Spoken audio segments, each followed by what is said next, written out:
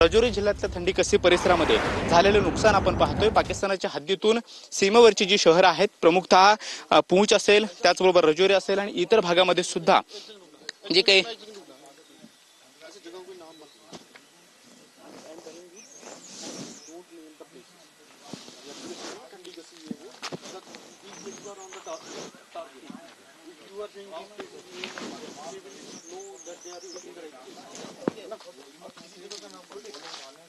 हिंदुस्तान के या जम्मू कश्मीर के लोग डर जाएंगे, डरने वाले नहीं है, मुकाबला करेंगे। खासकर गीता पीर पंचाल हमने भी देखा है, हमने कत्ल भी देखा है, 99 की कत्लवार भी देखी है। और उसके साथ साथ घा जब भी पाकिस्तान ने हम पे गोले बारूद गीता पीर पंचाल पे फेंके हैं, गीता पीर पंचाल ने देश का साथ दिया है, हिंदुस्तान का देश का साथ दिया है। और गीता पीर पंचाल के लोगों ने हमेशा ये दिखाया है कि हिंदुस्तान का परचम ऊंचा है, ऊंचा ही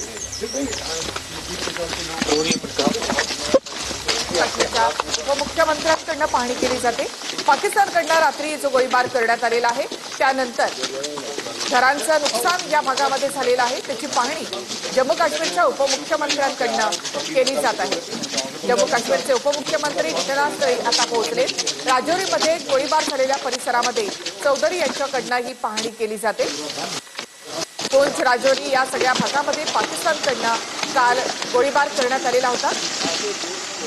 या गोळीबारामुळे या घरांचं नुकसान झालेलं आहे। याच्या खाणाखुणा सध्या या घरांवर आणि वाहनांवर देखील दिसत आहेत।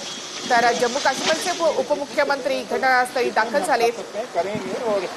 या भागातल्या सगळ्या नागरिकांच्या सोबत आम्ही आहोत हे दाखवण्यासाठी म्हणून जम्मू काश्मीरचे उपमुख्यमंत्री दाखल झाले।